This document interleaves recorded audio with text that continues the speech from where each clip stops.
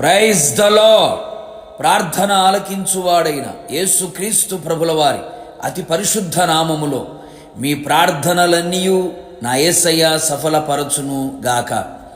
ఈ దినపు యేసయ్య జీవపు మాట 78వ కీర్తన 34వ చరణం. హృదయపూర్వకముగా దేవుని బతిమాలుకొనిరి. యేసయ్య శుభనామములో ప్రతి స్థలములో నిత్యము విసుగక ఎడతెగక పట్టుదలతో ఏకమనస్సుతో ఉపవాసముండి ప్రార్థించుచున్న నా దేవుని ప్రియులారా, మీకు ప్రతి విషయములో శుభము కలుగునుగాక.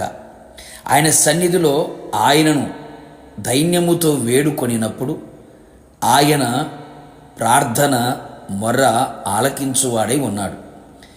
మనము ఆయన వైపు తిరిగి ఆయన వైపు చేతులు చాపి ఆయన వైపు చూచి ఆయన తట్టు మన హృదయమును ఎత్తి హృదయపూర్వకముగా బతిమాలు కొనిన ఎడల, మాటికి మాటికి గోజాడిన ఎడల, సిగ్గుమాలి మాటికి మాటియే అడిగిన ఎడల, నిశ్చయముగా ఆయన నిన్ను కరుణించి నీ మీద దయచూపును, నీ వైపు తిరుగును, నీ ప్రార్థనలు ఆలకించును, అంగీకరించును, ఆశ్చర్యమైన కార్యములు జరిగించును. నా ప్రియ దేవుని బిడ్డ, ఆయన కఠినాత్ముడు కానే కాదు. కోపించుచునే వాత్సల్యతను చూపగలిగిన గొప్ప దేవుడు, ప్రేమగల దేవుడు. నా దేవుని ప్రియులారా, ప్రార్థనలో బతిమాలు కోవటం మనం నేర్చుకోవాలి. అనేకులు అడిగి వదిలేస్తారు, జరగకపోతే సనుగుతారు, గొనుగుతారు.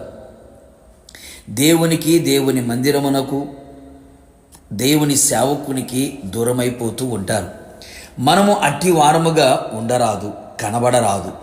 ఆయన వైపు తిరిగి హృదయపూర్వకముగా బతిమాలిన వారమై ఉండెదము. ఎంతోమంది మన పితరులు ఆ విధముగా బతిమాలుకొని దేవుని దగ్గర నుండి జవాబును పొందుకొనిరి, అన్ని విషయములలో జయమును పొందుకొనిరి, ఆశీర్వాదకరముగా చరిత్రలో నిలిచిపోయిరి.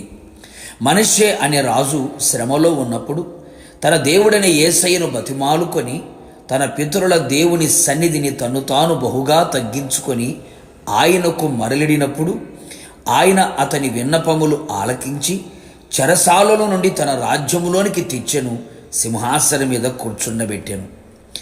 నీవు జాగ్రత్తగా దేవుని వెదకిన ఎడల, సర్వశక్తుడైన దేవుని బతిమాలు కొనిన ఎడల, నిశ్చయముగా ఆయన నీయందు శ్రద్ధ నిలిపి నీ నీతికి తగినట్లు నీ నివాస స్థలమును వర్ధిల్ల చెయ్యును. అప్పుడు నీ స్థితి మొదట కొద్దిగా ఉండినను తొదకు నీవు మహా అభివృద్ధి పొందెదవు. మనము దేవుని బతిమాలు కొనిన ఎడల ఆయన మనలను కటాక్షించును. ఆయన కటాక్షము, కనికరము, కృపలో దాగి ఉన్న ప్రతి శ్రేష్టమైన ఆశీర్వాదములని మనం అనుభవించదము. ఎలుగెత్తి యేసయ్యను బతిమాలుకొని నీ కలిగిన బాధ ఆయన సన్నిధిలో తెలియచెప్పుము. నిశ్చయముగా నీ బాధలన్నిటిలో నుండి నిన్ను విడిపించును, కాపాడును, నీ ఎడల శ్రద్ధ చూపును. ఆయనను బతిమాలు కొనుట మన ఆత్మీయ జీవితంలో, భౌతిక జీవితంలో మేలు కలుగు చేయును. భక్తుడైన యాకోబు దూతతో పోరాడి జయం పొందెను. అతడు కన్నీరు విడిచి దేవుని బతిమాలెను. బేతేలులో ఆయన అతనికి ప్రత్యక్షమాయెను. ఆయనను బతిమాలి స్వస్థత పొందినవారు, మేలులు పొందినవారు, పోగొట్టుకున్నవి తిరిగి పొందినవారు, వాగ్దానమును స్వతంత్రించుకున్నవారు అనేకులు కలరు. కావున నా దేవుని ప్రియులారా, మనము ఆయన సన్నిధిలో ఆయనను హృదయపూర్వకముగా బతిమాలు కొనిదము, ఆయన వైపు తిరిగదము. నిశ్చయముగా ఆయన నీ వైపు తిరిగి నీ ప్రార్థన ఆలకించి ఆయన వచ్చినప్పుడు నిన్ను ఆయనతో కూడా చిరకాలం ఉన్నట్లుగా కృపదయ చేయునుగాక. ప్రార్థన. అత్యంత కృపగలిగిన మా తండ్రి, నీ పరిశుద్ధమైన పాదములకు స్తోత్రాలు. మరొకసారి మా ప్రార్థన ఆలకించే దేవుడిగా మీరు ప్రత్యక్షమయ్యారు.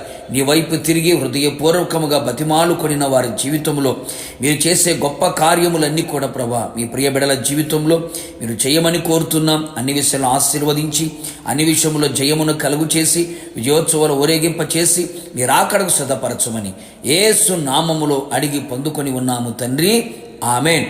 నిశ్చయముగా మీరును మీ కుటుంబ సభ్యులందరూ ఆయన వైపు తిరిగి బతిమాలుకొని దైవాశీర్వాదములు పొందుదురుగాక. God bless you.